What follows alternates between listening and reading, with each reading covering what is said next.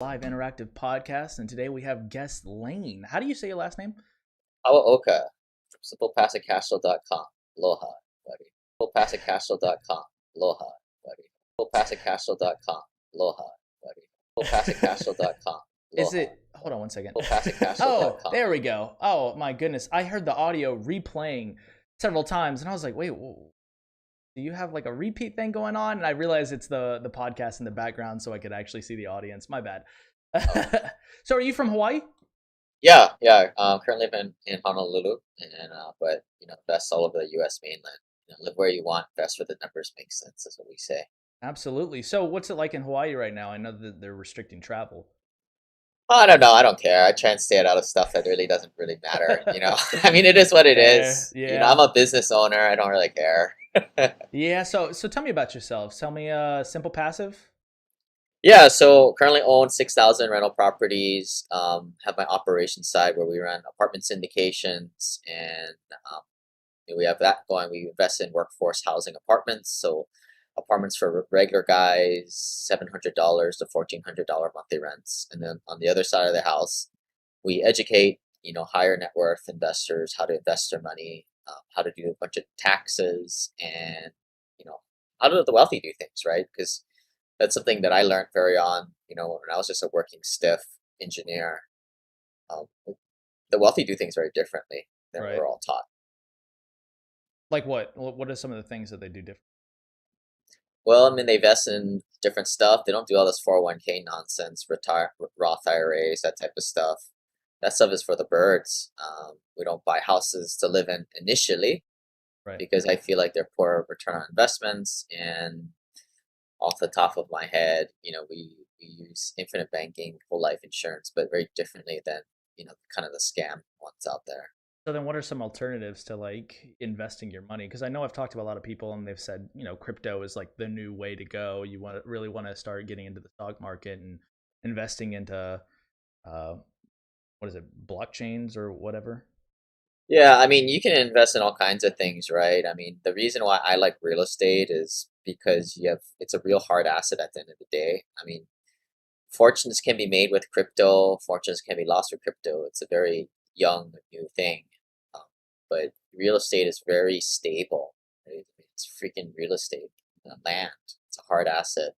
And then the second reason is good tax advantages, Right. right? A lot of times the money that we make, um, we shelter from taxes, and we can oftentimes shelter our high net worth or our high incomes too. Whereas, you make $1 million with crypto, you got to pay half of that taxes. So what's going on with the whole renting situation? 'Cause I've seen a lot of in the news about how prices of rent are going up. Is there any reason why that's going up? Like, Yeah, man. I mean, shit, rent's always going to be going up, right? I'm the right. landlord. That's good news. I mean, there's not many things in life that constantly go one way, but generally prices go up because inflation. Because right now the Fed is stimulating the economy with a lot of quantitative easing. So what you're seeing a lot in the stock market is just rising tides, fake money pumped into the systems by the trillions. Um, and real estate, crypto, also beneficiaries of that. But as far as like stock market stuff, I think that's one big thing that separates the wealthy from the average folks is they don't invest in retail type of investments such as that offered by Vanguards, Fidelities, Charles Schwab's. Like a lot of that stuff is just peddled garbage by financial planners, right? We get paid off commissions. Right. What about the housing market? Have you done any research onto what's going on in the housing market with some of these people coming down from the north, especially in the south, where they're buying up like a ton of properties, paying cash for it? I mean, that's been happening since the beginning of time, and it'll be continuing to happen. I mean, I don't think most people in America should own their own house. Right. They don't have the debt service, the debt to income to be able to qualify for it, and they shouldn't. I think we're generally becoming a nation of renters, whether Hmm. that's right or wrong. It is what it is. Um, and this is why I kind of stay out of the residential real estate world, right? Because it's based off comparable sales, based off emotion. Right now, we're in an environment where the supply is very low, which I don't, supply and demand is what dictates price. Supply is low, and that's one of the things that impacts price. But I don't know if demand is high or low right now. Um, but we'll see when things kind of get changed up a little bit. But that's why I do commercial real estate, because it's based on just numbers. How much money do you make Right. on your P&Ls? Well, I think particularly in the South, there's a lot of demand for houses. I live in Georgia, and the reason why we decided to go ahead and buy a house is because the price of rent was just outrageous. It was like we were paying, what was it, 1,200 for a two bedroom? Well, and it wasn't any bigger. Now we're paying like the same price for an entire house. But granted, there are benefits that come along with renting. Like you don't have to put up with maintenance. You can just call a service guy. Everything is right there for you. But it seems like it's pricing the average Joe out. And I know that you were talking about, how to invest your money. So I guess what's the alternative then? Yeah, I mean, generally, buying a house to live in doesn't make sense financially when you can take the money and buy houses to rent.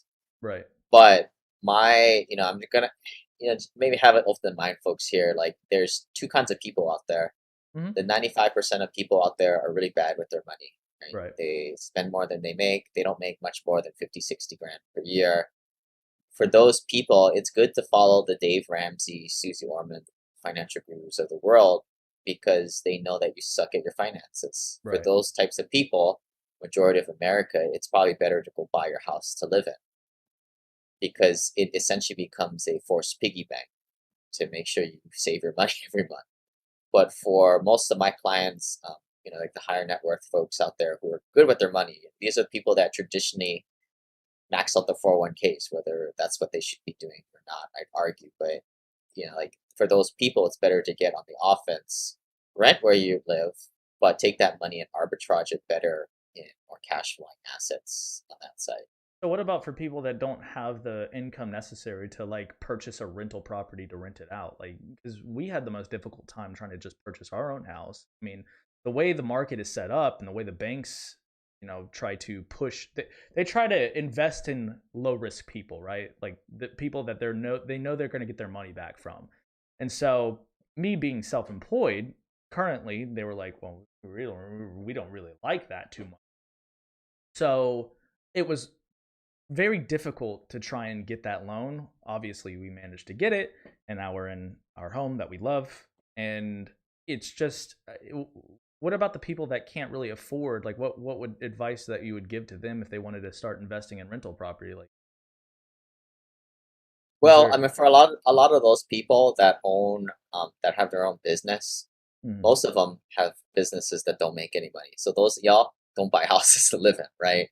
Right. But for the minority of people who have successful businesses, what I would say is go on the more passive investor route, right? Like I started investing in 2009 with rentals. I got up to 11 of them in 2015.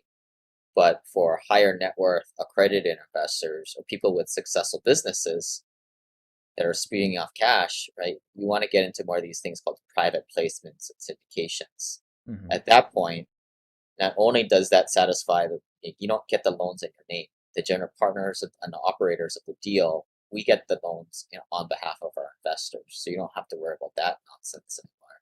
Okay. But then also we take care of all the asset management and, running the deal and all the legal liability too, because owning little rental properties is a little bit of a liability. Right. I'm really stupid when it comes to all this stuff. How would someone get into? What do you mean by passive income, and how would somebody like do that? Yeah, so these things are called private placements and syndications, so also known as country club deals, right? So, today we'll buy maybe a 200, 300 unit apartment complex and bring in private equity investors or accredited investors or, dudes that are anywhere from $1 to $5 million net worth. What they'll do is they'll drop maybe 50, 100 grand each, and we'll roll in with maybe 50, couple hundred investors, and we'll take down a large apartment complex, rehab it, different business plans, right? You can syndicate anything out there. You can syndicate a e-commerce website, you can syndicate a pizza parlor, you can syndicate a stabilized multifamily apartment or mobile home park, Right. right? It's just pooling up together money in a like kind of like a mini IPO, if you want to think about it like that. Okay. So I kind of want to come back to the renting situation, I guess, with the market. And I know you said you're more commercial, so not residential. Is that correct? Right. We'll buy. I mean, we buy large apartment complexes, but they're considered commercial assets because the distinguishing thing is the market value, how much it costs, what we pay, is based on the net operating income. Or for you business owners out there, it's the EBITDA Okay. divided by a certain multiplier, and that's the magic price that it trades for. Okay. So I'm still confused on why prices are rising so exponentially and according to like the minimum wage standards versus the price of the um, rent complex. Now, I know that we talked a little bit about supply and demand, but it doesn't seem like there's so much or an undersupply of apartment complex out there or houses. There's tons of houses that I mean, you could literally drive by any street and you'll see new apartment complexes being built, new houses being built, but it doesn't seem like there's a limited supply. I mean, is there, I mean, what's going on there? Well, there is. There is? I mean, the supply that's coming online is not coming on quick enough to satisfy demand, and that is why rents have keep going up, and that's why prices keep going up. I mean, it may not be evident to you, but in terms of big data, it is. Mm-hmm. So has the pandemic affected that at all? Not really. I mean, the pandemic is just a hit a couple along the road. I mean, the biggest players are just population growth, Really? right? And this is why I like real estate. It's not rocket science. Mm-hmm. Just you have more people, especially in the lower middle class, right? The kind of our clientele. I mean, that population keeps growing and growing as the middle class keep dying off and becoming lower middle class. Immigration, right? I mean, it's just the glut of America gets bigger and bigger. So do you think people should invest their money into getting a real estate license, or do they do something alternative if they wanted to get into real estate? Yeah, so what we do is very different from like most people think of real estate investing as flipping houses, wholesaling Right. houses. To me, that's what you do when you're broke, right? The way we do it, this is our kind of our second highest and best use. Most of our clients are they make a good salary or they're successful business entrepreneurs, right? So they take their money and invest passively on the side. So a real estate agent, that's just a job job, right? Mm-hmm. So we're not suggesting that by any means, but finding good deals out there that cash flow on a monthly basis and kind of just build up portfolio very slowly. One thing we look at is this thing called the rent to value ratio. So you take the purchase price divided by, or the rental income per month divided by the purchase price, looking for something 1% or higher. So, I mean, you're in Georgia. I had 5 houses in Atlanta. A lot of those were like, $100,000 houses that rent for $1,000 a month. Really? Um, Whereas, most of the clients live in high price areas, New York, California, Seattle, Hawaii. There, you'd be lucky to buy a house in the ghetto for 400 grand that rents for $2,000 a month, right? So 2,000 divided 400 grand is Wild. 0.5%. Yeah. I mean, for the, to your point, right? Like where you guys are at in Georgia, it's cheaper, but it's also the rent to value ratios are a little bit better than a lot of these other places. So yeah, maybe it might make more sense to buy a house down there. Right. But the way I look at it is, run the numbers yourself. The numbers don't lie. In 10 years, if you went and bought 3 houses with that money and had 3 renters paying down your mortgage for you, what's your net worth? Net worth is the score of the game. So, I mean, you hear this thing all the time, and people are always saying location, location, location. Is there any particular location that you look at when you're buying some houses or properties? For the most part, we kind of stayed to the red states because we're landlords. You want the good landlord laws, right? We Mm-hmm. don't want we don't want to invest in a place like California, for example. So a lot of the red states in the South, the Midwest, Southeast, we like places where, again, the population growth. Now, I don't know what creates population growth. I don't care, right? Right. I know that there's more rentals for me, but typically it means more economic growth, right? It's the reason why people are moving there, and these are more of the Sun Belt states, um, on the southern half of the country. This is what you're kind of alluding to initially, right? And Right. then we look for places that are more not primary markets like Seattle, California, Portland, where the rent to value ratios don't make sense. So these are more the secondary and tertiary markets. So just to name a few, Huntsville, Alabama, Atlanta, Georgia, Memphis, Little Rock, Jacksonville, Florida, like places like that. Um, I like to personally invest in like Phoenix, Arizona, Dallas, Houston, Huntsville, Atlanta, places. Those are the places that I kind of key in on personally. Okay. We have Randall joining in. What's up, Randall? How you doing, buddy? So what is it about? And now I know you alluded a little bit to the different, I guess, structure of red states versus blue states. Now, what is the difference, particularly, I guess, when it comes to owning property that makes it so much more wildly investable? Yeah, well, I mean, red states typically are a little bit more economically growth-minded states. But I Okay. think the biggest one is, as a landlord, the laws are a little bit more on your side. Mm-hmm. Where in the blue states, you typically have, they kind of help out the tenants a little bit better. A lot of blue states, you can have a lot of nasty laws where, if a tenant knows how to play the game right, I mean, they can not pay rent for a Right. long time. Now, I'm not saying, I mean, maybe, shoot, I'll just say it, right? Like the way I grew up, if you don't pay, you can't stay, Mm-hmm. you know? No, I totally get it. Now, how is that impacted? I guess no, we don't have to go into the politics behind it, but during the last election, Georgia did flip. So, is there any particular red flags, or is there any assumptions that are being made right now with the housing market in Georgia, particularly? No, I mean, I think that what my understanding, you probably know this a lot better, is like the inner city is of Atlanta is very blue, right? And this Hmm. is just like any other state out there. The city center is typically going to be a lot more blue than the rest. Right. Um, I think at that point, it takes a while for it to impact the landlord tenant laws, right? Um, Right. but this is where, we always advise clients to get professional third party property management. This is why I like the commercial properties because, the commercial property managers are a lot more professional.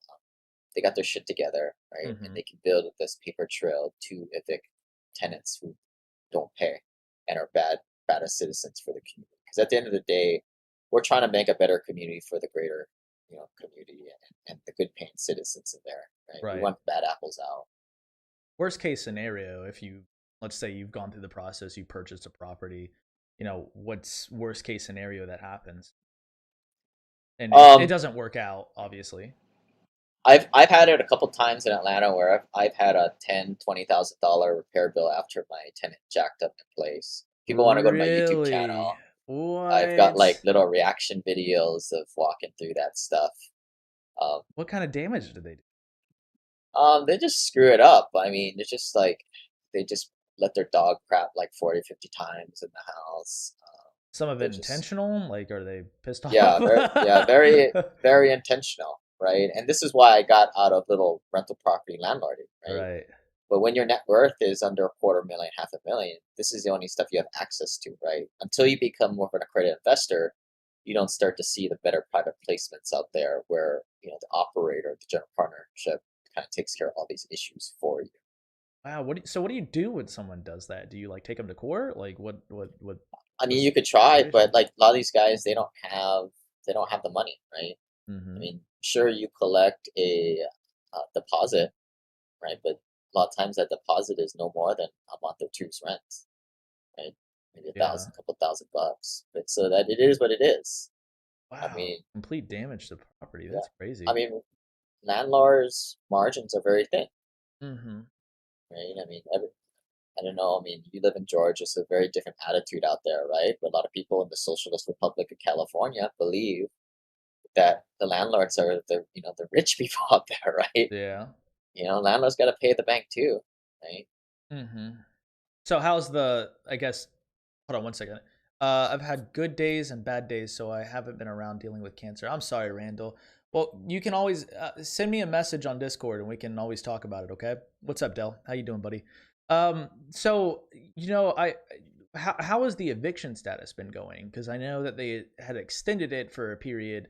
Like you couldn't evict anybody past a certain period because of the pandemic. They were trying to give people leeways. Now, how's that been for landlords in particular? I mean, the little mom and pop landlords are getting killed, right? Yeah. They're the ones that are ill-equipped with the data, occupancy rates, and what the rents are out there, and they're scared, right? Because this little mom and pa's, they usually will bend over to accommodate the tenant. Mm-hmm. Also, on the other hand, we've got big data on our side. We've got the professionals kind of running the show for us, boots on the ground. What would that Um, suggest? the way like we know how to manage tenants. Mm-hmm. Not me personally, because that's not my job. We hire professional third party property managers to kind of do this up for us. But this is why I think you're seeing like the little mom and pop investors, their rents holding tight, maybe backtracking. But overall, tenant rents have been going skyrocketing since the start of this year. Yeah, it's been crazy, and that's why we kind of, I guess, alluded. We talked about how rent was just constantly going up, and it's been evicting a lot of people who just can't Yeah, afford rent. And it's sad to see. But from a business perspective, I understand it. I understand it from, the landlord's got to pay money too. They got to pay rent. right. So I mean, I totally see both sides. Um, so do you think there's a solution to this? I don't know. I don't care. Yeah, I fair. mean, it is what it is, right? Like, I don't care. All I know is, what we do is we provide good quality housing to, the lower middle class, and we make them happy. And because supply or you know, the demand for this lower middle class keeps going up and up, that's why rents go up across the nation. Right. So I see you have obviously passive, simple passive is your company. How many people do you service, or what does your population look like? Currently, we've got almost like 700 investors with us today. Wow. We kind of run things like a more of a smaller boutique. Wow, Um, that's impressive. the whole saying for private investors is you want to work with people you know, like, or trust. Um, and you wire over large sums of money a lot of times to somebody, and you kind of put your faith in somebody. A lot of high net worth people, they kind of go off of knowing who they work with, right? And the last thing they want to do is give their money to Wall Street, where everybody and their mother is taking money and all these hidden fees. And that's kind of the difference maker. And that's what kind of just really fires me up, and part of Simple Passive Cash Flow's mission is there's a lot of hardworking folks out there that get paid a lot, don't get paid too much, but they're all duped into investing in the 401k and the stock market, Right. and they're just getting ripped open by all these hidden fees and carried interest. I mean, it's no difference than like going to shopping at Neiman Marcus or Saks Fifth, picking up this black T-shirt for $35. Right? I don't do that. But Yeah. why is it that these unsophisticated mom and pop investors out there are opening up their 401ks and letting people just steal right half of it? There's a better way of doing it.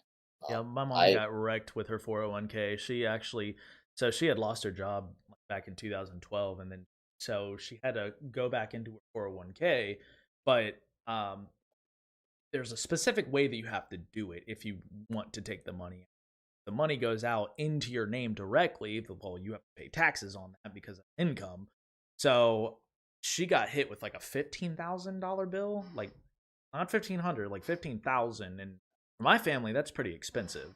So she had to take more money out of her 401k to be able to pay for that.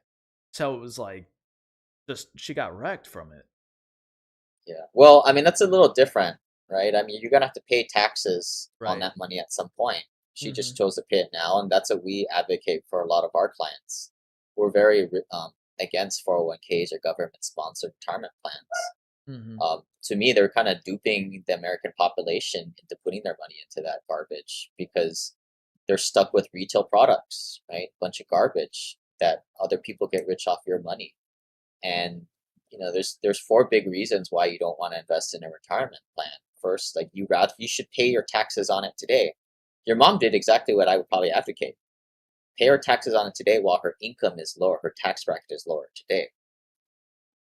And secondly, the way the taxes are going, taxes are going to be going up. If she would have kept the money in there, she would have paid a higher percent price in the future.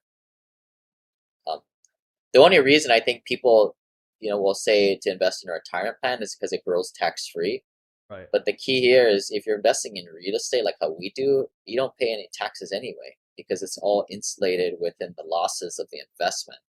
and this is the reason why we invest in real estate. Um, What do a you lot mean of by the that? gains. Yeah, so with real estate, and this is different from everything else, right? Crypto, all the others. You have a house, right? The building improvement portion. Now the IRS tax code says you can take a depreciation on that house over 27 years. So you can depreciate the value of that property by 27 years over, or 27 over 27 years. Now, in 27 years, the house is still going to be there, Right. right? But you've been able to take that paper loss on your income that whole time, effectively sheltering you from taxes that whole time. Now, we on our large deals, we can do what's called a cost segregation, where we itemize all the components of that building.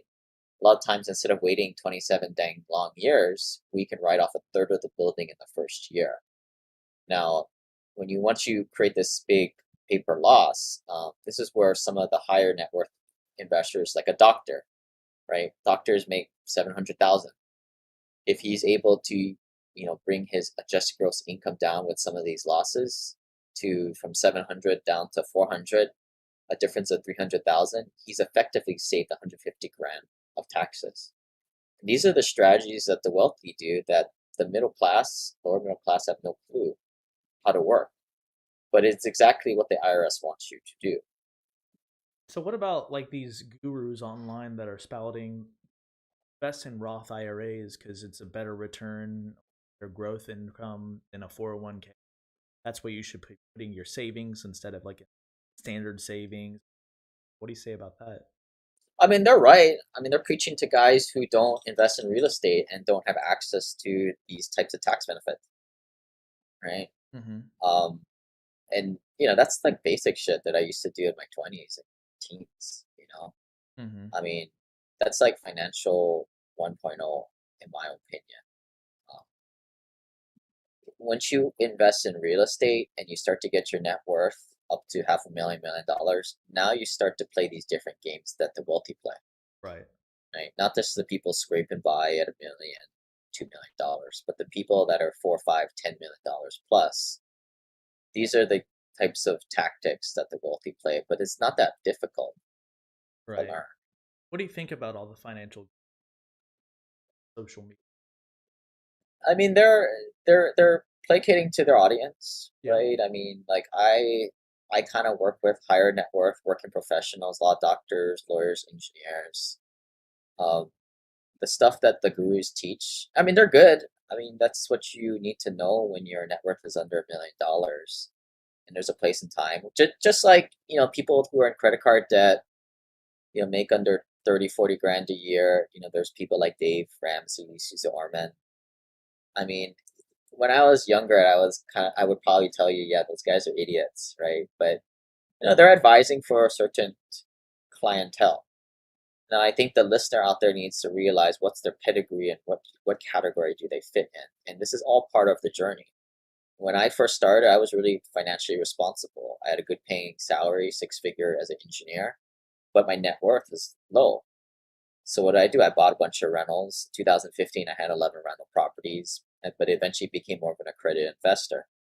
And then I found my tribe of high net worth doctors, lawyers, engineers, copied what they did, and it's all part of the journey, right? So it depends on where you are in your path.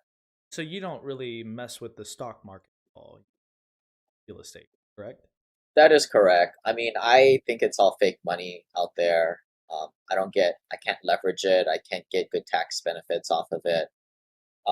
Some of my clients, I mean, most of my clients still have stocks in their portfolio, but you know, I'm, I operate apartment complexes, so I'm going to eat my own um, home cooking, right? But if you are more of a passive investor out there, yeah, it might make more sense to diversify a little bit. But to me, I mean, once you see the numbers, I mean, you're going to go all in on what you know works, and something that's backed by a hard asset like real estate in a sector that they're not making any more of it. Yeah, I'm not a gambler, so I haven't really invested in stock market. Waking up, I Yeah. just don't. I don't like that sort of stress. Now, is real estate a lot less of a gambling aspect? I would agree so, but you got to do something, man. Yeah. I mean, if you don't do anything and you don't get your money in something that goes up and down with the pace of inflation, you will be a loser doing Yeah. that. So you got to do something. Um, to me, I mean, I got lucky enough to buy a rental property right out of college, so I kind of saw this stuff working for me and just went all in on it. But it took me a while to finally pull my 401k retirement fund and go into get out of the traditional investing mode myself. So I get it. So how long have you been? You said you did it right after college. How long have you been doing all this? I graduated in 2007, bought my first property in 2009. And then 2015, I had 11 rentals, five of which were in Atlanta. Um, but then started to get more involved in private placements and syndications after. So do you currently own all the properties, or is it part of your business? I'm, I mean, my business is what I own. Right. So the reason why I ask is, so you're in Hawaii right now, pretty much working remotely, or is it just everybody else that just going It's out? all, it's all kind of them. Yeah. I mean, when you first start out, you're buying little rental properties. You're hiring a property manager, and you can do it remotely too. You're a little bit more hands-on because when every little thing breaks, your property manager sends you an email or phone call saying, "Hey, this thing broke. It's going to cost this much. Do you approve? Do you disapprove?" Um, but we kind of operate things more on the commercial scale, a little more scalable. The commercial property managers are a lot more capable. Um, for us, we've kind of turned it into more of a business, right, than just kind of a mom and pop operation. So the hardest thing is buying that first rental property and putting it under management. That's really the hardest part of all. So we're closing that in right when we said we were going to call it, but do you have any last piece of advice or any last words that you'd like to say to the audience? Um, I guess depending where you guys are, I mean, if you guys want to download the free financial e-course, it's free. You can text the word basic to 314-665-1767. If you guys think that the next step for you guys are buying little rental properties, go to simplepassivecashflow.com/turnkey. My podcast is Simple Passive Cash Flow Passive Investing, and the website simplepassivecashflow.com. All right. Well, thank you, Mr. Lane. Give me 2 seconds. Thank you, everybody that came over and came out and watched this awesome podcast. I really appreciate it. This has been Lane. Make sure you go check out his profile. His link in his description for everything is in the comment section of the YouTube or the description section of the YouTube video. Go ahead and go check that out. Thank you, everybody, for coming out tonight, and thank you for daydreaming with us. This has been Lane. Thank you.